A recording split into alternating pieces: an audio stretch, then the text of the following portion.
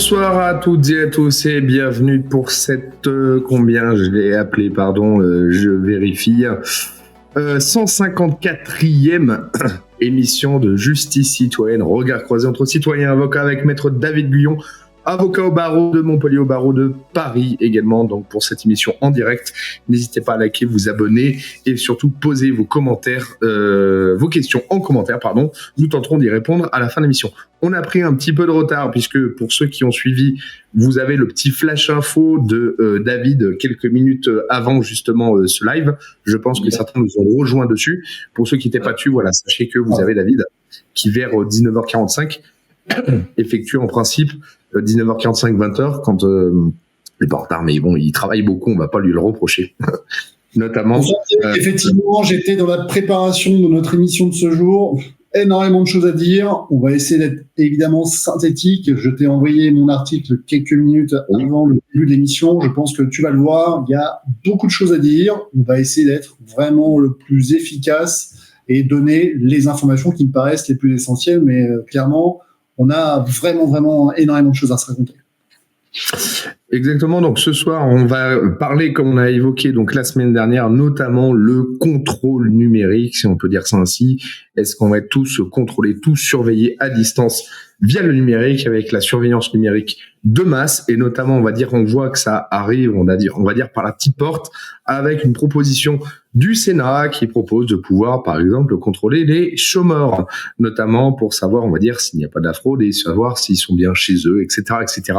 On va rediscuter de tout ça dans ce cadre un petit peu finalement de surveillance numérique de masse. Est-ce qu'on n'est pas en train de rentrer justement dans cette surveillance globale numérique, où ce petit outil qui vous est individuel vous permet demain potentiellement d'être entre guillemets totalement surveillé, tracé, surveillé pour vérifier vos moindres faits et gestes et savoir si vous avez le droit justement d'être là où vous êtes, savoir si vous avez le droit justement de pouvoir bénéficier d'une aide, d'une assurance chômage, de je ne sais quoi.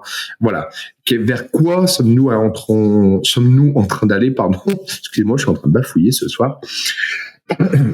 On va rediscuter de tout ça. J'ai hâte d'écouter justement David là-dessus. Alors, concrètement, est-ce que tu veux qu'on l'oriente sur déjà, on va dire, sur une partie introductive avec, on va dire, la proposition du Sénat pour élargir un petit peu le débat? Ah, ton micro est coupé. Attention.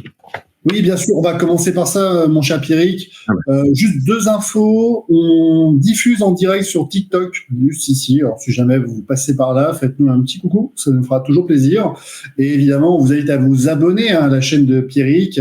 À la nôtre, on a dépassé les 60 000 abonnés pour ceux qui nous suivent, donc c'est vraiment une très forte progression sur les dernières semaines. Merci à vous tous. Vous restez quand même plus de 50% à passer sur nos vidéos et à ne pas vous abonner, ça c'est inadmissible.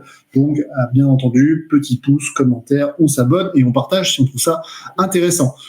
C'est tout, mon cher Pierrick, on commence? Oui, on peut y aller, j'ai envie de dire, donc directement, on va tout de suite, en fait, de quoi nous parle le Sénat, notamment avec cette fameuse surveillance des chômeurs. Alors, on pourrait se dire, encore une fois, sur la partie introductive, on dit, bah oui, c'est normal, quand même, vu les dépenses publiques, etc., c'est quand même normal de surveiller un petit peu ce qu'ils font pour être sûr qu'il y en a qui ne fraudent pas. Mais qu'est-ce que cela induit? Qu'est-ce que cela introduit? Donc, qu'est-ce qu'ils proposent clairement, en fait, en matière de surveillance et de traçage, notamment sur les téléphones? Alors, pour moi, je suppose que c'est ce qu'on appelle le fameux effet de la fenêtre d'Overton. C'est-à-dire que, jusqu'à maintenant, on pouvait considérer qu'il pouvait être socialement acceptable de surveiller de manière algorithmique et finalement sur l'ensemble des données personnelles d'un certain nombre d'individus dès lors qu'ils étaient susceptibles d'être l'auteur ou les complices d'actes de terrorisme. D'ailleurs, je le rappelle, la loi notamment sur le contrôle, alors j'ai plus le nom exact, la loi de surveillance sur le numérique, la loi de 2015, faisait justement suite aux événements du Bataclan. Donc on voit bien qu'elle a été prise quelques temps après ces douloureux événements, extrêmement, bien entendu, marquants pour tout à chacun. Je pense qu'on se rappelle tous où nous étions le 13 novembre 2015. Je pense que ça n'a échappé à personne. Et évidemment, cette loi de surveillance, loi dite renseignement du 24 juillet 2015, qui est venue consacrer une pratique administrative, est venue clairement instaurer dans notre droit positif, dans le Code de la sécurité intérieure, tous les mécanismes qui permettent d'instaurer une surveillance numérique. D'accord ? Donc ça, c'est très intéressant. On est sur des actes de terrorisme. Alors, vous allez me dire quel est le rapport qu'on peut avoir avec des chômeurs. Ben justement, c'est ça l'idée. C'est que lorsqu'on vous parle des chômeurs, on essaie finalement de rendre acceptable un discours qui était encore inacceptable il y a 10 ans.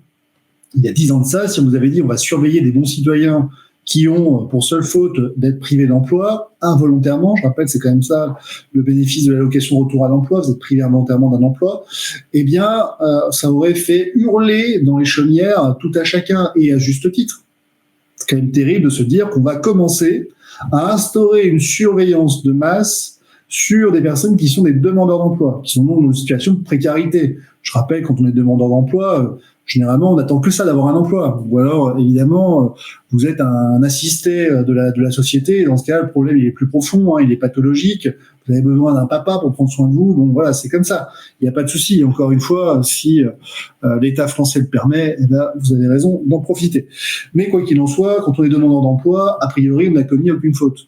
Et donc, je trouve ça assez dingue de se dire que, avec tout ce qui se passe en France, l'incapacité de l'État, notamment, à pouvoir reprendre le contrôle sur certains quartiers, à pouvoir assurer la sécurité. Je rappelle qu'on a quand même des villes où la lumière est éteinte passé un certain temps, puisqu'on estime qu'il faut faire des économies d'énergie. Et avec la pénombre, vous avez tous les malfrats et les petits larcins de la vie quotidienne qui peuvent avoir lieu. Il y a beaucoup de femmes qui ont renoncé d'ailleurs à sortir la nuit parce qu'elles savent très bien qu'il y a certains quartiers où vous ne pouvez pas passer parce que vous n'allez pas pouvoir voir si un agresseur pourrait potentiellement se trouver à proximité. Je parle en connaissance de cause. J'accompagne déjà des clients sur ce type de problématique. Donc c'est pas du fantasme, on n'est pas dans la science-fiction, on est vraiment dans la réalité du quotidien. Et à côté de ça, on est en train de vous expliquer qu'on va contrôler les chômeurs. Est-ce qu'on n'a pas vraiment autre chose à faire ? Bien entendu, on a autre chose à faire, mais c'est pas ça véritablement ce qui est visé. Ce qui est visé, c'est quel est le degré d'acceptation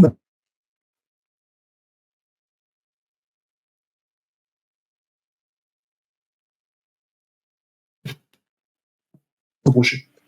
Parce que, bien entendu, mon cher Pierrick, si on accepte de surveiller demain les demandeurs d'emploi pour vérifier qu'ils sont partis en vacances à Bamako ou ailleurs, eh bien, on va accepter finalement l'idée qu'on est capable d'instaurer un traitement automatique, algorithmique, via l'intelligence artificielle, parce que tout ça est possible via l'intelligence artificielle, pour tout à chacun.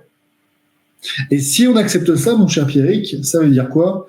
Ça veut dire que le pass sanitaire que nous avons connu en 2021 et que toi et moi avons farouchement combattu, avec plus ou moins de succès parce qu'il a quand même disparu, mais plus ou moins parce qu'évidemment il s'est imposé pendant de très nombreux mois et c'est pas forcément à cause de nos actions que cette mesure a disparu. Eh bien, le pass sanitaire, à côté, ce sera de la gnognotte.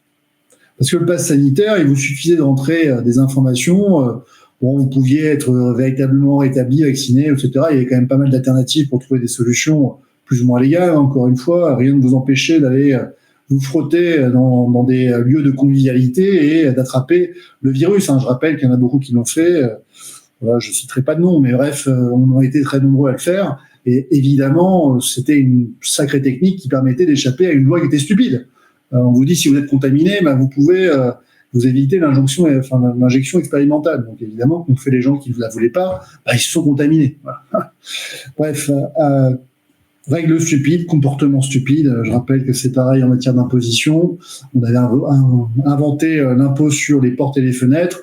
Bilan des courses. Aujourd'hui, on a partout en France, dans toutes les grandes villes, des bâtiments haussmanniens dont les fenêtres et les portes sont murées. Ah oui, parce que ça permettait, certes, peut-être de vivre dans le noir, mais au moins d'être un peu moins imposé. Bref, c'est un peu pareil. On n'a pas changé là-dessus. Lorsque le législateur invente une règle stupide, il y a un comportement stupide qui naît derrière. Donc ici, clairement, on va avoir l'idée selon laquelle il est normal d'aller surveiller des citoyens qui n'ont rien à se reprocher.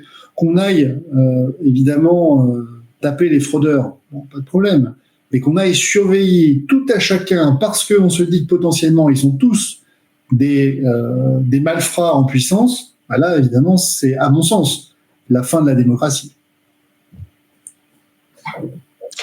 Exactement, on y est totalement dedans. Vous savez, c'est un petit peu Le concept, un peu comme pour le pass ou autre, ou comme la surveillance de masse avec, vous savez, les caméras de surveillance, on va dire algorithmique, on va dire de reconnaissance faciale ou de, etc., qui est, si vous avez rien à vous reprocher, en quoi ça vous dérange qu'on vous surveille. Finalement, on passe du présumé innocent ou présumé coupable, tout en devant démontrer que nous sommes innocents. Un petit peu comme lors de la crise Covid, et comme je le disais à certains, attention avec le pass, c'est notamment, vous savez, les tests, qu'il fallait montrer un test négatif, c'est vous étiez présumé malade jusqu'à preuve du contraire. J'insiste là-dessus, c'est pas une question d'opinion. L'histoire des passes, etc., des tests, pour tout le monde, c'était on vous présume tous malades, donc entre guillemets coupables, entre guillemets, du contraire. Les backups c'est une totale inversion, voilà, des choses, on va dire, si on peut dire ça ainsi, donc qui sont assez gravissimes. Donc voilà pour cette, on va dire, un petit peu entrée juridique. Alors d'une manière globale, sur la partie notamment chômage actuellement, donc finalement contrôle de masse et notamment sur les téléphones. Si on devait dire ça ainsi, quel est en fait finalement le cadre juridique, David, là-dessus? Est-ce que c'est déjà légalement, est-ce qu'il y a possibilité avec les textes français ou européens de pouvoir surveiller, je dirais, les personnes, ou est-ce qu'il va falloir, voilà, justement prendre des dispositions réglementaires qui donnent autorisation à on ne sait qui de pouvoir contrôler justement la position, la localisation de quelqu'un, notamment via, par exemple, son smartphone? Je dirais une chose, si c'est technologiquement possible, alors ça adviendra de manière certaine. Voilà, dites-vous ça, s'il existe un outil technologique qui permet d'atteindre un résultat, même s'il n'est pas souhaité, alors vous pouvez être certain que ce résultat sera atteint. Donc s'il existe des technologies qui peuvent surveiller l'intégralité d'une population qui n'a rien à se reprocher et collecter toute une série d'informations qui, un jour peut-être, pourraient s'avérer utiles, alors vous pouvez être sûr que ce sera fait. Je le rappelle, le pass JO. Reparlons du pass JO. C'est génial. Le pass JO, c'était un pass sanitaire puissance 10. Pourquoi? Parce qu'ils avaient bien compris que le pass sanitaire classique, il fonctionnait bien. Mais on pouvait quand même aller plus loin dans la restriction de liberté, puisque finalement, on vous demandait pas forcément vos documents d'identité, puis on vous demandait pas forcément de justifier par certains documents dont le liste était clairement défini à l'avance, pour pouvoir justifier d'un des motifs invoqués par le pass. En d'autres termes, si vous vouliez pouvoir traverser certaines zones, il fallait justifier d'un motif en particulier. Tous les motifs n'étaient pas recevables. Et pour justifier de la réalité de chacun de ces motifs, il fallait fournir certains documents dont la liste était limitativement établie. Alors on est vraiment allé extrêmement loin, ça va beaucoup plus loin que le pass sanitaire, où là vous pouviez effectivement aller dans certains lieux, vous n'avez pas forcément besoin de justifier des raisons pour lesquelles vous y alliez. Là, on est allé très loin dans le pass JO, et j'avais expliqué, lorsque j'avais contesté ce pass JO avec notamment l'association ADLF, que je remercie, événement qui avait été couvert par François, que je remercie également, eh bien, nous étions allés au Conseil d'État et nous avions dit, attention, dès lors que vous traitez des données personnelles de manière systémique, systématique, pour l'ensemble des citoyens qui auraient le malheur de vivre ou de passer à l'occasion de ces JO dans le secteur, eh bien, toutes ces données personnelles, vous devez faire ce qu'on appelle une étude d'impact, l'article 35 de la RGPD ou article 35 du règlement défense-justice. Eh bien, le Conseil d'État a considéré que non, il n'y avait pas forcément besoin. Pourquoi? Mais parce que c'est comme ça, il n'y a pas besoin. Merci, pourquoi vous demandez ça quand même, bande de gueux?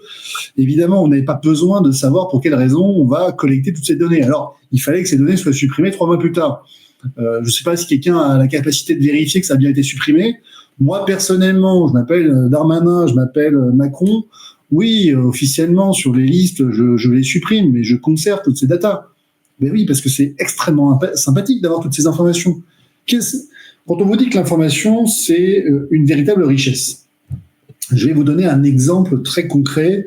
Dans notre cabinet d'avocats, par exemple, je vais parler d'un truc que je connais, mais c'est transposable dans n'importe quelle autre activité. Quand vous êtes un avocat, ce qui est très important, c'est les données personnelles de vos clients, c'est-à-dire les numéros de téléphone et les adresses mail. Pourquoi? Imaginons, demain, vous avez dans votre base de données 20 000, 30 000 personnes qui vous suivent régulièrement sur vos réseaux sociaux. Vos réseaux sociaux sont désactivés parce que vous ne respectez pas les règles des différents règlements applicables et des volontés politiques du moment. Eh bien, grâce à toutes ces données personnelles, notamment les adresses mail, vous êtes capable demain, eh bien, potentiellement, avec une vidéo qui serait hébergée sur un autre site indépendant, d'adresser cette vidéo individuellement à 20 000 ou 30 000 personnes. Est-ce que vous comprenez maintenant la puissance que peuvent avoir des données personnelles? Là, je vous l'ai donné dans un but qui était éthique, c'est-à-dire informer, réinformer, permettre évidemment la circulation de l'information et de cette manière-là, trouver des subterfuges lorsque les réseaux sociaux, et oui, ça va être le cas, ça va arriver, seront constamment surveillés et que nous ne pourrons plus nous exprimer comme nous le souhaiterons. Eh bien, ce même raisonnement est appliqué par l'État. Il considère que tout citoyen est susceptible un jour ou l'autre d'être un bon citoyen tranquille, rangé, dans ce cas-là, il ne posera pas de problème. Un citoyen vindicatif, un gilet jaune en puissance 10, puisque, évidemment, je pense qu'on est tous d'accord pour dire que la situation ne s'est clairement pas améliorée entre 2017, 2018 et aujourd'hui. Et un citoyen qui pourrait potentiellement être un auteur d'infractions, et voire d'infractions hautement pénales, comme des infractions au terrorisme. Alors pour cette dernière catégorie de citoyens, on peut discuter de la proportionnalité des mesures.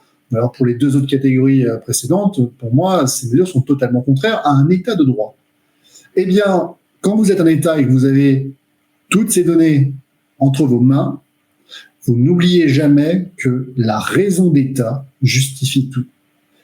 Quand vous êtes un gouvernant, votre but, c'est de faire en sorte que tout le monde obéisse, que tout le monde applique la règle, que personne ne sorte du cadre. Pourquoi ? Parce que votre but de gouverner, c'est pas d'avoir des citoyens éclairés.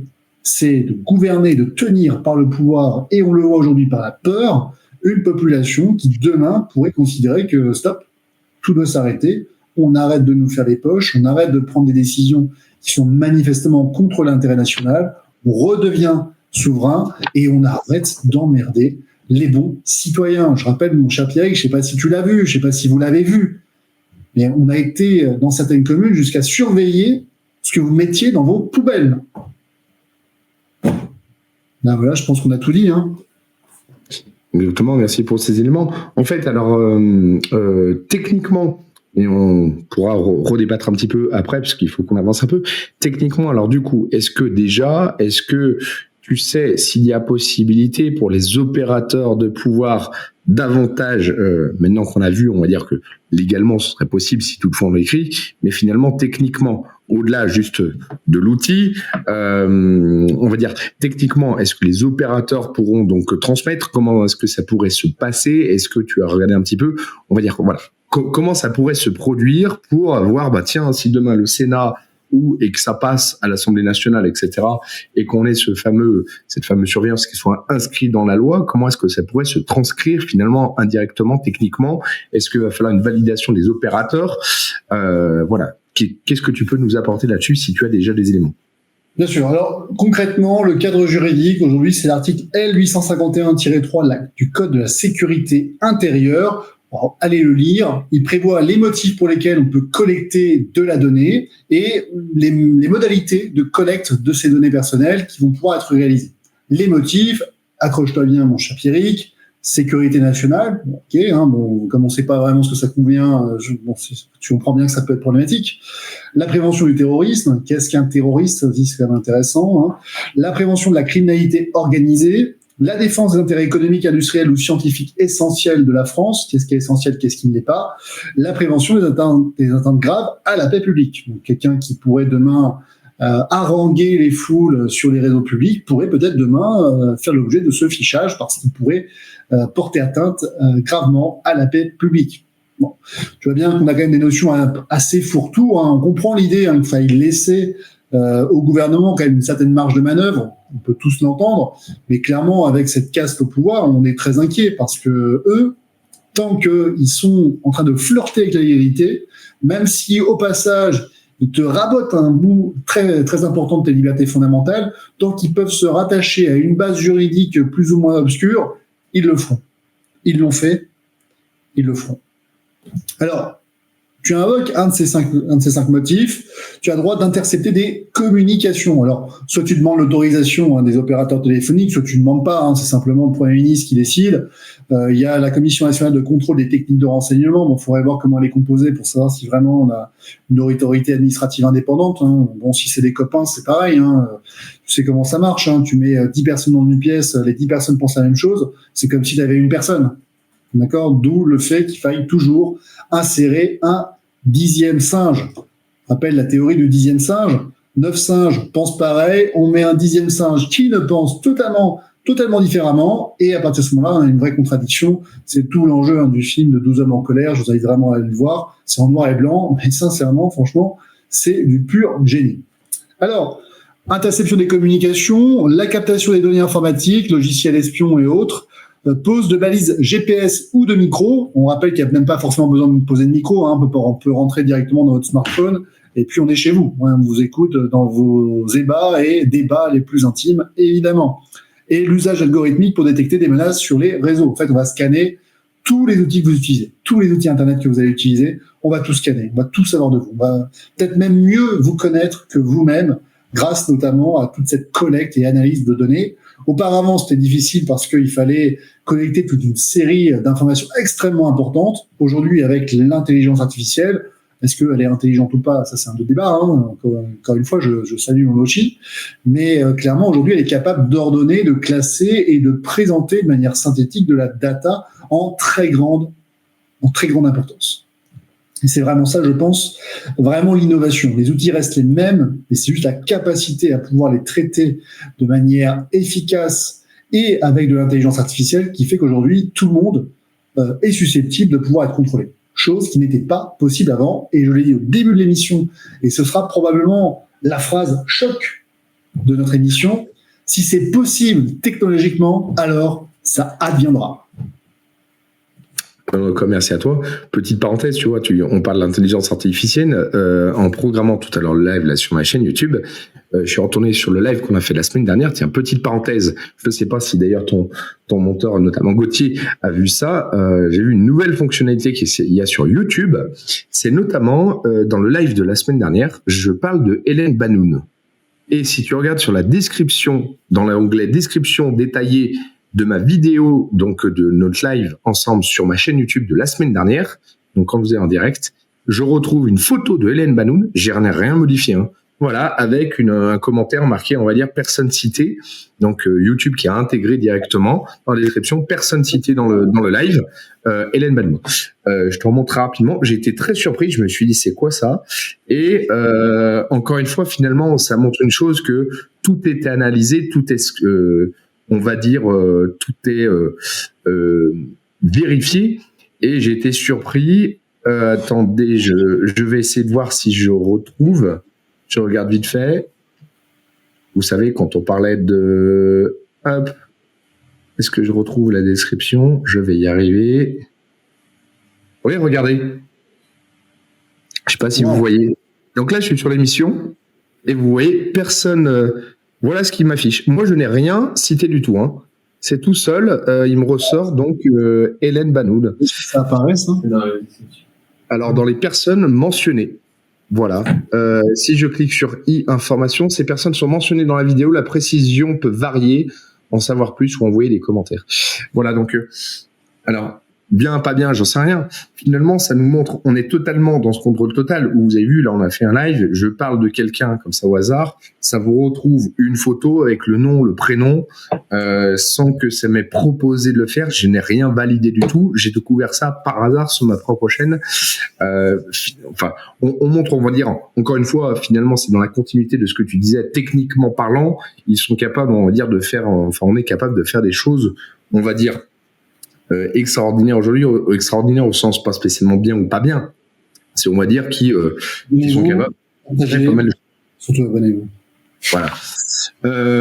Alors, si on devait continuer là-dessus, parce qu'il est déjà 20h49, je sais que tu voulais faire rapide, en termes de proportion et d'efficacité, qu'est-ce que tu pourrais nous dire, David? En fait, est-ce que on pourrait potentiellement reprocher, on va dire, ou attaquer ces potentielles décisions, on va dire, en termes de... Je vais peut-être sur 2 points, parce qu'effectivement, on a déjà 26 minutes d'émission, donc on va dire qu'on va se laisser encore 10 minutes avant de répondre aux questions. Je conclurai sur 2 points. Le premier point, c'est qu'est-ce qu'on peut faire lorsqu'on fait l'objet de traitement de nos données personnelles. Ça, je vais rappeler ça. Le deuxième point, ce sera plutôt une conclusion sur pourquoi, d'une manière ou d'une autre, on se dirige vers une surveillance massive de toutes nos données personnelles. Voilà, c'est vraiment les 2 points.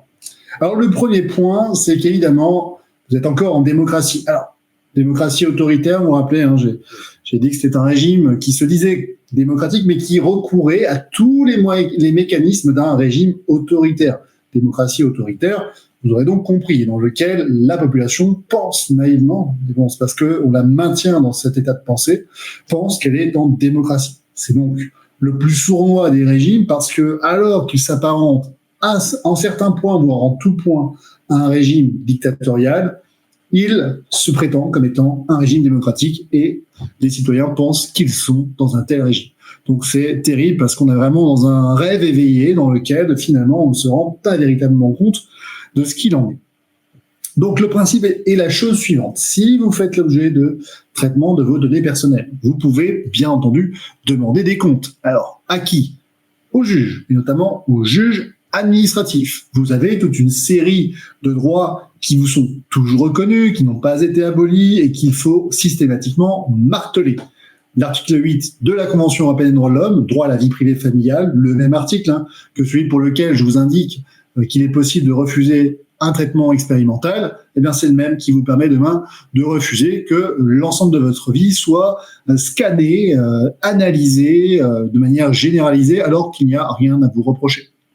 La deuxième chose, c'est l'article 9.2 du Code civil qui vous protège et qui protège votre droit à l'image et vos données personnelles.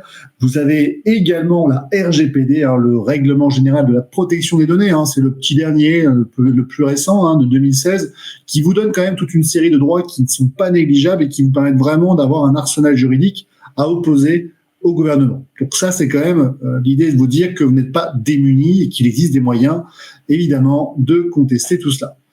Contester devant un juge, vous devrez demander si vous faites l'objet d'une surveillance numérique, il faudra demander si elle est ciblée, si elle est fondée, si elle repose sur des indices sérieux et proportionnés, et l'administration devra rapporter la preuve de tout cela. Ça, au moins, c'est quand même toujours gagné, puisque ça vous permet de ne pas avoir l'obligation de rapporter la preuve d'éléments que vous ne pourriez pas démontrer. Ça, c'est quand même plutôt bien. C'est au gouvernement de rapporter que c'est justifié et vous pourrez discuter donc de la mesure dont vous faites l'objet. Bon, bien entendu, ça a ses limites.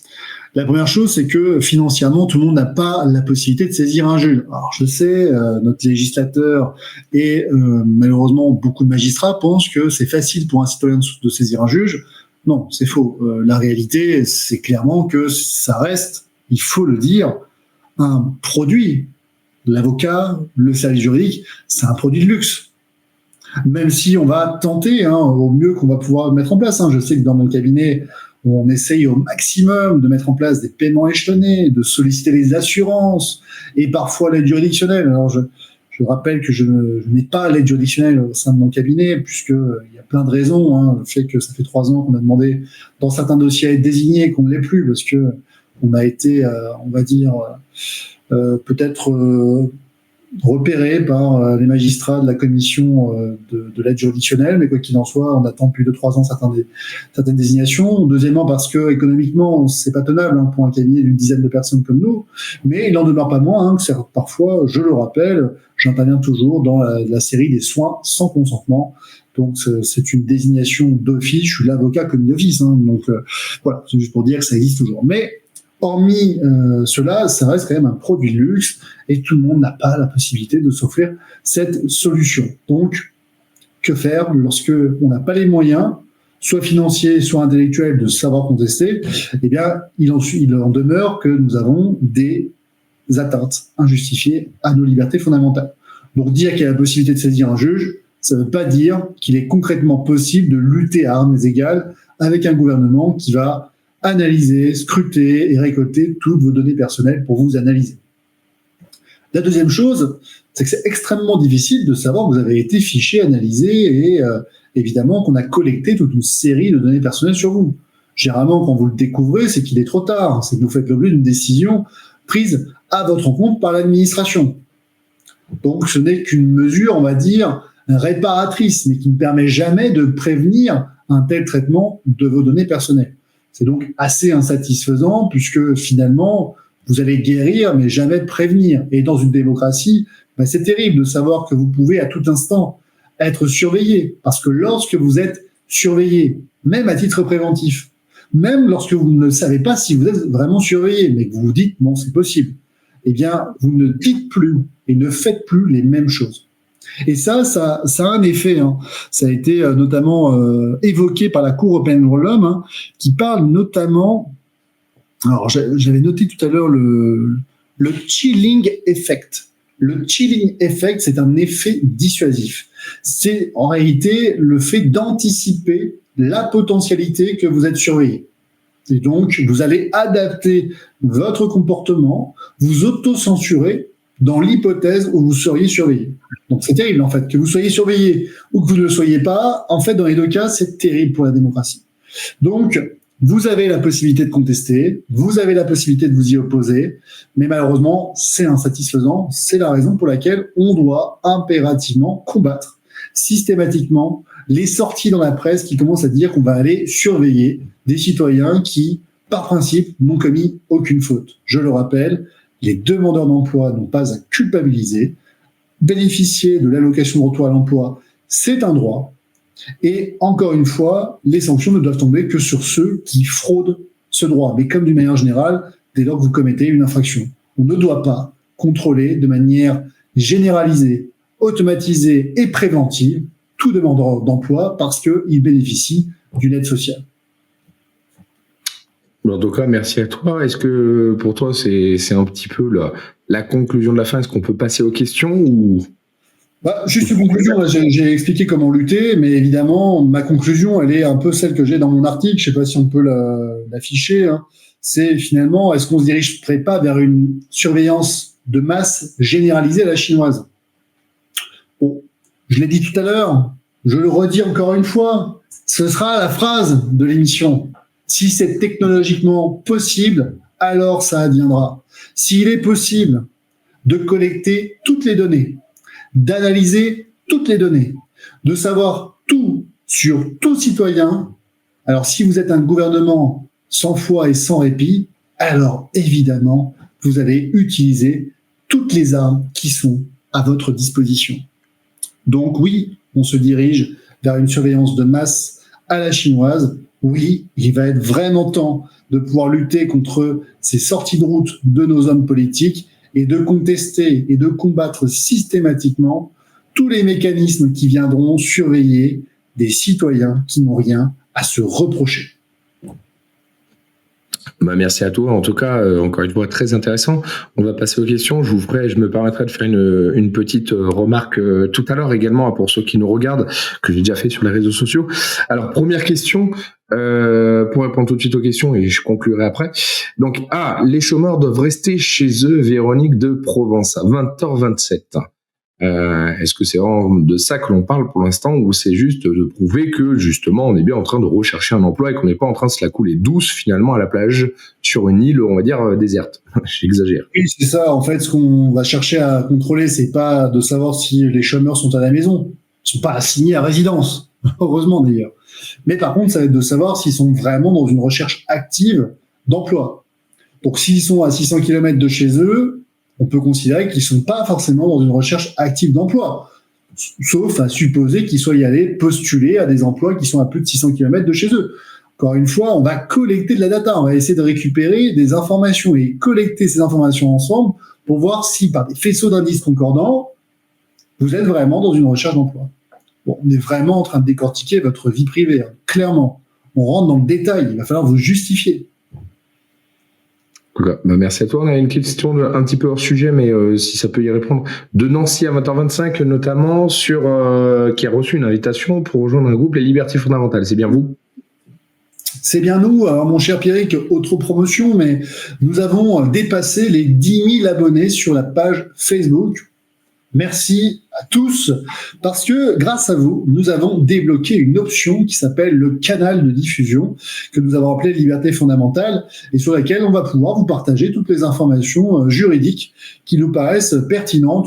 Je rappelle que chaque semaine, votre serviteur ici présent a le plaisir et la joie de rédiger un article juridique qui va avoir 2 intérêts. Premier intérêt, ça va nous permettre d'avoir de l'information juridique gratuitement à disposition directement sur Internet. Ça, c'est quand même bien parce que je rappelle que les consultations juridiques sont payantes et qu'elles sont souvent extrêmement onéreuses parce qu'il y a beaucoup de recherches à faire. Donc là, c'est gratuit. Si c'est gratuit, c'est dans nos prix. Deuxième chose, je rappelle, mon cher Pierrick, je ne sais pas si tu l'as utilisé, mais nous avons installé un chatbot sur notre site Internet. Ce chatbot, il est jamais malade. Il travaille 7 jours sur 7, 24 sur 24, et il répond à toutes vos interrogations. Alors, on l'a quand même prompté de manière à ce que il ne donne pas du conseil juridique. Par contre, il va vous donner toute une série de réponses par rapport aux données qui sont présentes sur notre site. Vous avez des questions, des interrogations, minuit, dimanche soir, sur la protection de vos données personnelles. Vous interrogez le chatbot et vous avez des débuts de réponses. Ça peut suffire, ça peut ne pas suffire. Il vous renvoie sur l'article, il vous donne toutes les informations qui sont présentes sur le site et il vous permet enfin de trouver la bonne réponse à votre interrogation. C'est quand même génial. Et donc, grâce à vous, grâce à tous vos abonnements, eh bien, demain, on va pouvoir communiquer grâce à ce canal de communication présent sur notre page Facebook. Si vous n'êtes pas encore sur notre page Facebook, je vous invite à nous rejoindre. Ce sera la meilleure façon pour ne jamais rater aucune information en lien avec la défense de vos libertés fondamentales. J'en profite encore, mon cher Pierrick. Rappelez-vous, 50% des personnes qui regardent cette émission ne sont pas abonnées. Merci de vous abonner, ça nous encourage et ça nous permet de nous maintenir puisque chaque lundi à 20h, on a vraiment le plaisir avec Pierrick. En tout cas, je pense que c'est aussi ton cas, mon cher Pierrick, mais je parle en ton nom. On a vraiment le plaisir de pouvoir continuer à vous tenir informés sur la défense de vos libertés fondamentales. On l'a fait pendant la crise sanitaire en pensant que nos libertés fondamentales étaient restreintes temporairement. La naïveté, quand tu nous tiens, évidemment, c'était pas temporaire. Évidemment qu'ils ont déclaré la guerre à nos libertés. Et évidemment, on va pas se laisser faire. Merci à toi. On avait une question de Enya Adeline. Enya Adeline, ce que je te propose, c'est qu'on la garde pour la fin, cette question-là, puisque ça tombe bien, ça correspond à ce que je voulais, on va dire, un petit peu conclure tout à l'heure. Juste une question de Eco Necta Nature à 20h45 et de savoir qui et comment est habilitée la personne qui peut accéder à vos données privées. En d'autres termes, de ce que je comprends là de la question, c'est forcément qui pourra accéder à ces données, quoi, comment, pourquoi. C'est le Premier ministre qui donne l'autorisation. Alors après, on imagine aisément que c'est pas le Premier ministre en personne, ça va être une personne qui va être déléguée et qui va donner l'autorisation à un agent de police judiciaire de pouvoir accéder à des données personnelles. Ce sont les services de renseignement, voilà comment ça fonctionne. Donc c'est toute une administration relativement opaque, mais qui existe et qui surveille d'une manière générale à ce qu'il n'y ait pas d'attentat qui soit commis sur le sol français ou des crimes extrêmement graves. Donc, ces personnes, bien entendu, qui travaillent dans l'ombre, vont récolter de la donnée, vont analyser ces données et tenter, de voir s'il y a des raisons ou non de poursuivre les investigations lorsqu'une personne est suspectée d'avoir commis une des 5 motifs pour lesquels l'article L851-3 du Code de la sécurité intérieure autorise le traitement de données personnelles. Donc, le Premier ministre, et puis ensuite, ça descend dans la chaîne d'exécution. Merci à toi. Sur la question comment y remédier, je pense qu'on y a déjà, on va dire, répondu. Question de Cléoscope à 20h51. Alors, elle est très intéressante parce qu'en fait, c'est là où on se rend compte, je pense qu'il y a beaucoup de méconnaissance de beaucoup de gens déjà sur le sujet, notamment dans quelle est la légitimité du Sénat en matière législative. Ne sont-ils pas là qu'au niveau consultatif ou au mieux validant les lois votées à l'Assemblée?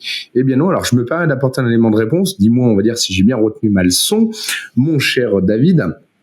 Le Sénat, donc c'est la chambre haute, vous avez la chambre basse avec notamment l'Assemblée nationale, ça reste quand même donc la chambre haute et la chambre basse qui forment voilà ce qu'on appelle le Parlement. Je dirais que le Sénat a pratiquement autant de pouvoir que l'Assemblée nationale. On parle rarement des débats qui ont lieu au Sénat, mais c'est la même chose en fait que l'Assemblée nationale. L'Assemblée nationale, pourquoi est-ce qu'on en parle davantage? Puisque ce sont les députés directement élus par la population, alors que les sénateurs sénateurs, ce sont ceux qui sont élus par les grands électeurs, c'est-à-dire les maires, les conseillers régionaux, ceux qui sont déjà élus. Mais ça reste quand même des élus par les grands électeurs et qui discutent. Et vous savez que tous les textes font des va-et-vient entre l'Assemblée nationale et le Sénat.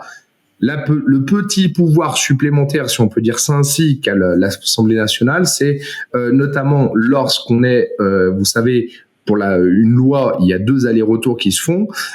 S'il n'y a pas d'accord qui est trouvé sur le texte, ça va être notamment, il y aura une commission mixte paritaire, et s'il n'y a toujours pas d'accord en commission mixte paritaire, ce sera l'Assemblée nationale qui aura son dernier mot sur le texte. Il me semble que c'est ça. Donc c'est là où elle a un peu plus de pouvoir.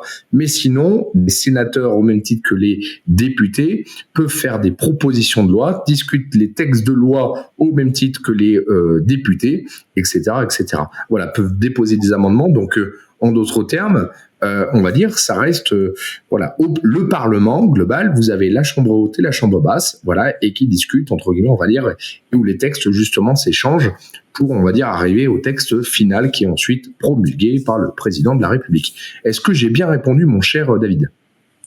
Mon cher Pierrick, tu as bien appris ta leçon. Effectivement, on est dans un bicaméralisme, si vous voulez. Ça va rappeler des cours de première année en droit constitutionnel.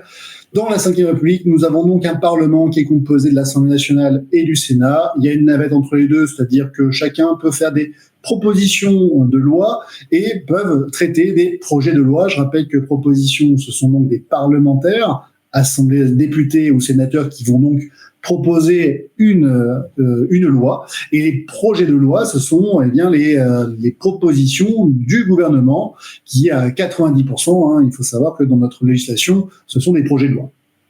Et donc, il va y avoir un va-et-vient, mais il est inégalitaire, ce bicaméralisme, puisque à la fin, le dernier mot, c'est l'Assemblée nationale qui l'a.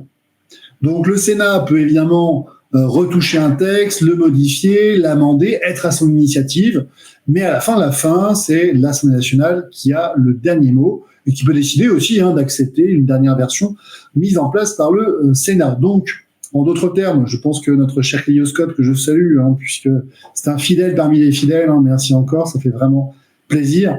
Eh bien, mon cher Cléioscope, vous savez, dans la Ve République, si vous parlez de ça, c'est parce que on est en train de parler, et on en a parlé il y a quelques minutes sur la chaîne, de l'obligation vaccinale contre la grippe.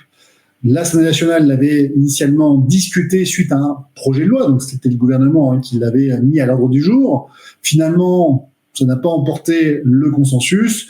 Le Sénat va le discuter et aujourd'hui le rétablit. Ça sera envoyé à l'Assemblée nationale qui pourra décider dans un vote au milieu de la nuit, à 3 reprises si nécessaire, d'adopter cette obligation vaccinale. Donc, en d'autres termes, on ne sait pas ce que nous réserve cette majorité, minorité d'ailleurs, on ne sait pas trop, c'est pas très clair, même si je vais pas vous mentir, j'arrive pas trop à voir la différence entre un gouvernement avant juin 2024, c'est-à-dire avant la dissolution, et un gouvernement après. J'ai l'impression qu'on a repris les mêmes, on a changé un peu les coalitions. Bref, j'y comprends pas grand-chose. Moi, j'ai juste l'impression que je me fais un peu plus fourrer à chaque fois, mais je pense qu'on a tous ce sentiment. Dites-moi ce que vous en pensez en commentaire. Donc, quoi qu'il en soit, on n'est pas à l'abri qu'à la dernière minute, l'obligation vaccinale contre la grippe soit effectivement validée. Et la vraie question qu'on doit se poser, c'est dans quelles conditions vont-ils rendre cette obligation véritablement contraignante ? Ça, on n'a pas la réponse aujourd'hui.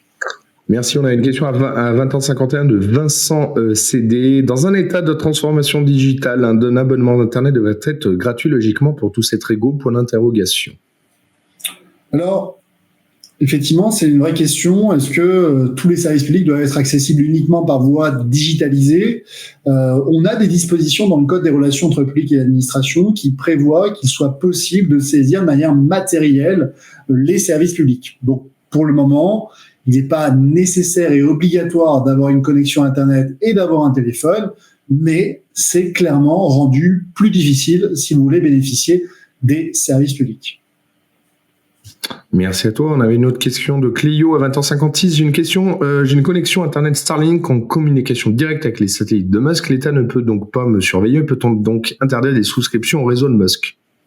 Pour l'instant, c'est pas prévu. Par contre, clairement, vous l'avez compris, dès lors qu'ils opèrent sur le sol de l'Union européenne, ils devront se soumettre aux règles de l'Union européenne et de la France. Donc, même si vous avez une connexion Starlink, a priori, sauf si on a un vide juridique, c'est souvent le cas, hein, on innove et ensuite on vient réglementer, eh bien, vous devez répondre au règlement, à la réglementation européenne et française. Mais surtout, là, d'ailleurs, je me permets là-dessus, je pense que c'est même pas là-dessus sur laquelle ils joueront. Si, entre guillemets, suivant comment est-ce qu'ils le marquent, rappelez-vous, pour moi, ce sera un petit peu comme le pass sanitaire, un petit peu le pass vaccinal. Finalement, ce sera presque, on va dire, à sens inverse. Pour moi, c'est même pas une question de savoir sur quel réseau Internet vous êtes. Finalement, c'est plutôt de se dire, si vous voulez bénéficier de l'assurance chômage, vous devez nous partager on va dire, votre position, nous faire part de, par exemple, une fois par semaine, de votre localisation, etc., etc. C'est-à-dire, c'est pas nous qui allons, par exemple, on va mettre en place des dispositifs qui permettent que vous puissiez, on va dire, partager de vous-même votre position. Un petit peu comme personne ne vous empêche de circuler. Par contre, si vous voulez manger au resto, faut montrer un pass. Voilà, les conditions, c'est ça. C'est finalement, en fait, c'est là où c'est encore beaucoup plus intrusif. C'est pas spécialement directement où on va pouvoir peut-être contrôler la licence. C'est plus de se dire, ok, tu veux bénéficier d'un droit, d'une assurance chômage, par exemple. Par contre, si tu veux l'avoir, les conditions, c'est ça. Si tu veux pas nous partager ta position, ok. Mais par contre, tu n'auras rien, tu n'auras pas ton assurance chômage. Donc c'est un peu une manière insidieuse de contraindre finalement un petit peu aussi les gens. Donc je pense que ça risquerait, si toutefois ça se produit, je pense techniquement et légalement parlant, si on peut dire ça ainsi, je pense que ce serait plus simple pour eux de le faire de la sorte, un petit peu comme le pass, qui était un peu, écoutez, on vous empêche rien. C'est juste que si vous voulez rentrer dans le réseau, voilà, faut juste que tu montes ton truc. Voilà. Mais sinon, personne ne t'empêche d'aller où tu veux, d'aller pique-niquer, etc., etc., etc. Personne ne t'empêche d'aller au restaurant. C'est juste que pour aller au restaurant, la condition, c'est ça. Voilà. Tu vois l'idée, Cléo? Donc, je pense que c'est un petit peu différent et c'est là où, du coup, j'y trouve un petit peu plus permissif, quoi. Une question de Gaby Poli à 21h. Pouvez-vous faire un live sur les bonnes nouvelles? On m'entend pas? C'est bon. Finalement, mon cher Pierrick, pour conclure ton propos, on va pouvoir conclure de cette manière-là, c'est que tant que le citoyen a la liberté de consommer, il a l'impression qu'il est libre. Ce qui est effectivement juste le sentiment d'être libre. Ce qui ne se confond pas avec la liberté. Merci à toi. On a une question de Gaby Poli, 21h. Pouvez-vous faire un live sur les bonnes nouvelles? Il y en a. Il y en a des bonnes nouvelles. Déjà, je pense que vous êtes au moins 400 à l'avoir vu. La bonne nouvelle, c'est qu'on va avoir un studio. Qui dit studio, parce que la vidéo n'a pas du tout fait fureur. Je pensais que ça allait intéresser d'avoir les backstage. Bon, finalement, c'est pas le cas. Mais bon, si vous l'avez pas vu, dites-nous quand même en commentaire ce qu'on pourra améliorer. Mais oui, on va avoir un studio très prochainement et donc on va pouvoir vous proposer des contenus de meilleure qualité. Et vous rappelez, c'était un peu le sujet, le débat aux assises de la souveraineté auquel j'ai été invité par Florent Philippot, je remercie encore une fois, c'est que tant qu'il y aura du journalisme indépendant et tant que ces journalistes indépendants auront la possibilité de nous informer, alors il sera possible de lutter. Oui, parce que on se dirige vers une société de surveillance numérique globalisée, totale et absolument ignoble. Mais pour autant, c'est pas une fatalité. Donc oui, mon cher Clio, il y a des bonnes nouvelles.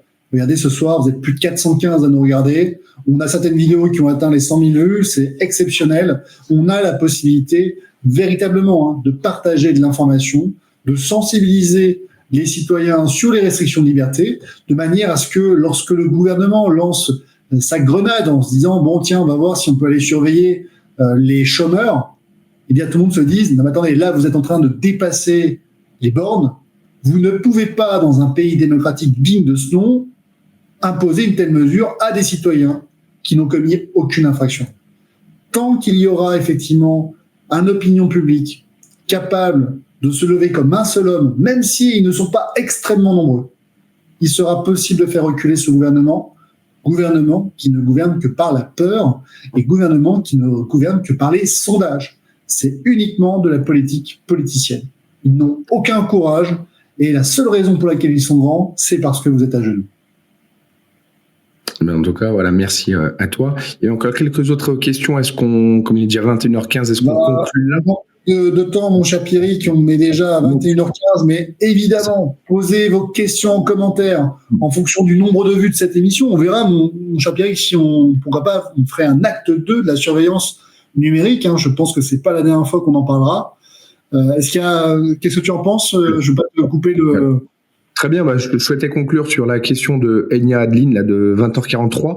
Abus de pouvoir, les temps, comment faire? Et c'est là où je voulais vous apporter certaines choses après les questions, justement, de dire, alors, comment faire? Alors, c'est un peu ce que moi je mets de temps en temps, là, sur les réseaux sociaux. Il y a encore quelques possibilités. Je vais essayer de faire très, très court, mon cher David. Comment faire? Alors, d'une manière globale, et la population, là, j'ai envie de dire, là, je m'adresse à vous toutes et tous, là, qui m'écoutez. Alors, moi, j'ai déjà été élu municipal. Je vais être honnête avec vous. Je vais spoiler un petit peu. Il y a de grandes chances que je ne reparte pas, on va dire, sur quoi que ce soit. Mais, en fait, si on veut que tout ça s'arrête, faut pas attendre que ces gens-là s'arrêtent puisqu'ils ne s'arrêtent pas. Donc, maintenant, c'est reprendre notre pouvoir. Et en effet, alors, là, on est en train de discuter de chaque lundi de comment, on va dire, attaquer des textes, etc., comment défendre nos libertés fondamentales, mais également ne pas oublier que tout ça est permis parce qu'il y a des gens qui ont pris le pouvoir et que ce pouvoir, il est encore possible de le reprendre d'une certaine manière. Alors oui, c'est du travail, on va dire, délicat, on va dire, qui prend du temps, mais c'est typiquement, comme je le dis depuis certains, 2026, il y a déjà ne serait-ce que les municipales. Nous, les citoyens qui nous plaignons, combien sommes-nous à monter des listes locales apartisane, sans parti politique, pour reprendre ne serait-ce que le pouvoir, entre guillemets, à l'échelle locale, reprendre nos mairies, reprendre nos territoires, nos petites villes, nos villages, nos villes, etc. Est-ce que vous tentez l'aventure de se dire, tiens, on va reprendre la ville? Je vous rappelle qu'un maire, c'est un grand électeur, un conseiller municipal. Moi, j'ai été grand électeur, du coup, justement, j'ai eu voté pour des sénateurs.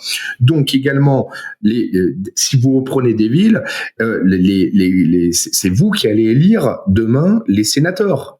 Encore une fois, si on s'oppose, on va dire, si on n'est pas content du Sénat, faisons en sorte d'avoir sur le territoire français suffisamment de monde qui va pouvoir faire émerger potentiellement des sénateurs à partisans. Ça va être éventuellement avec les législatives de proposer des députés également de se bouger le cul, excusez-moi l'expression, mais pour aller, on va dire, faire en sorte que sur une circonscription, ce soit par exemple un candidat, je dirais, issu de la population, voilà, qui ne soit pas encarté, également qui soit élu député. Au bout d'un moment, si on place des pions de partout, c'est simple, hein, c'est des chaises.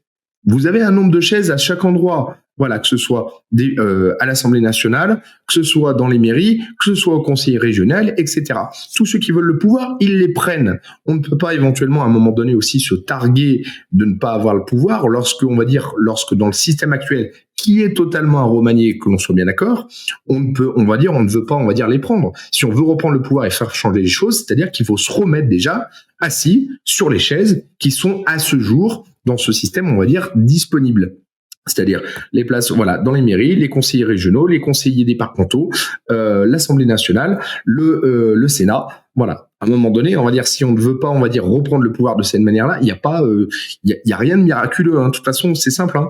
Il y a deux solutions. C'est soit nous toutes et tous, on se bouge le fion, excusez-moi l'expression, et on prend notre pouvoir et on monte des listes de partout.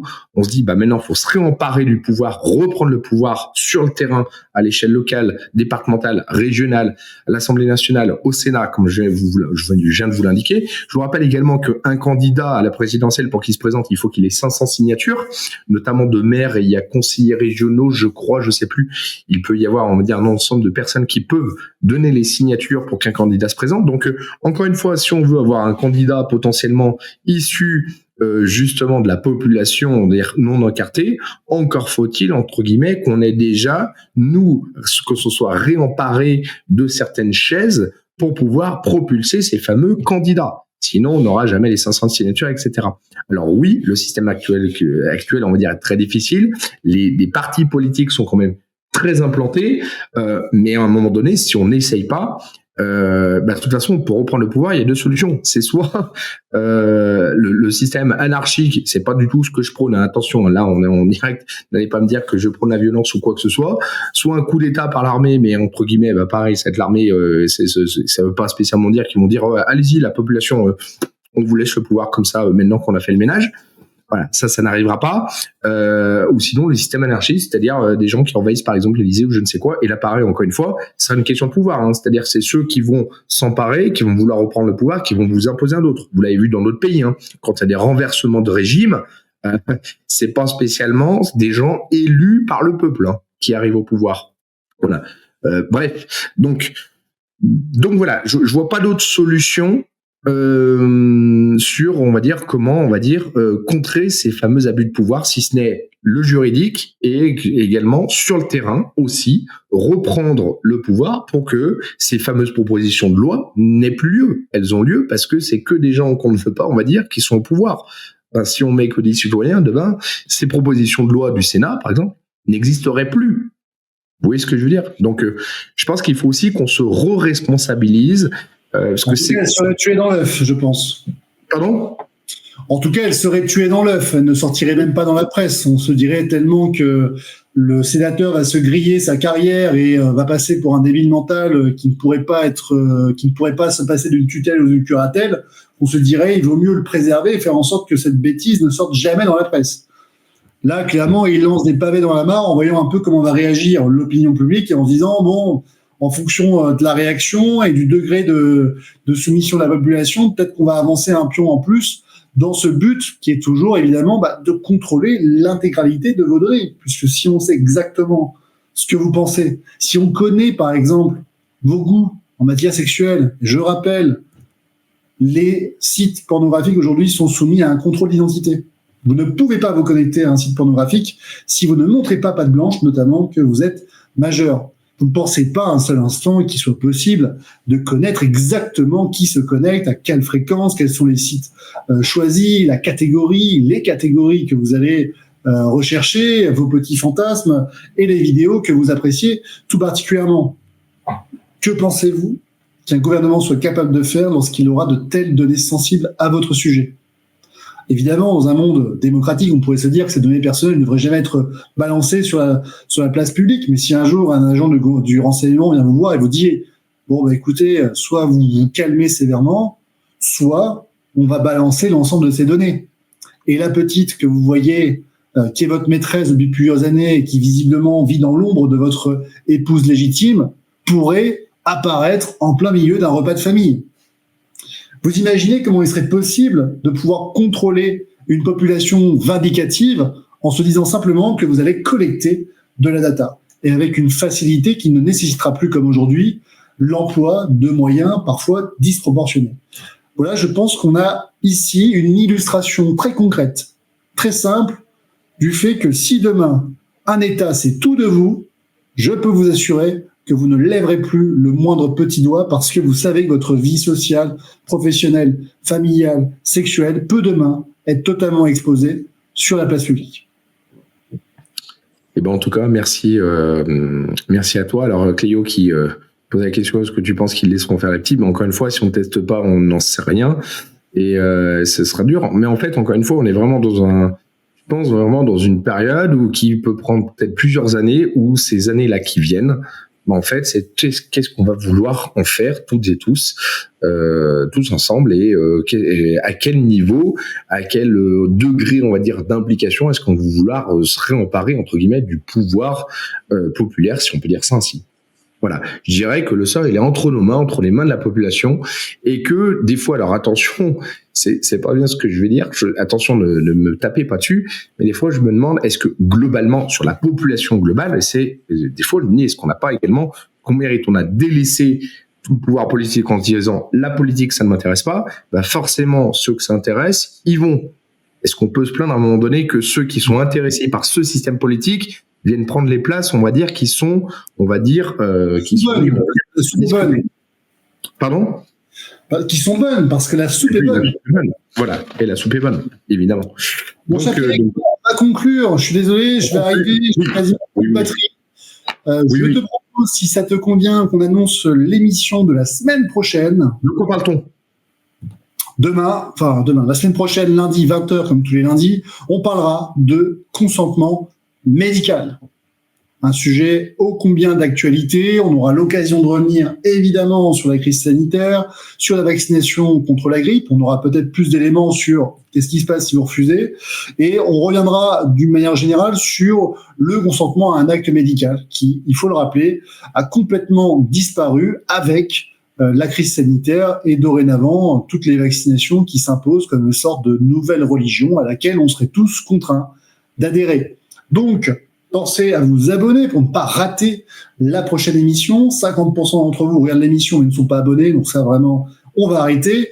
On met un petit pouce, on partage, on soutient également Pierrick qui va bientôt pouvoir monétiser. Je ne sais pas ce qui te manque exactement, mon cher Pierrick, mais j'espère vraiment que tu vas pouvoir monétiser très bientôt parce que tu fais beaucoup de contenu avec moi depuis plusieurs années et ça ne serait que justice. Et enfin, on nous rejoint sur la page Facebook. Je ne sais pas si on peut la mettre dans les commentaires. Ça vous permettra de rejoindre le canal de diffusion et on pourra ainsi rester en contact plus facilement.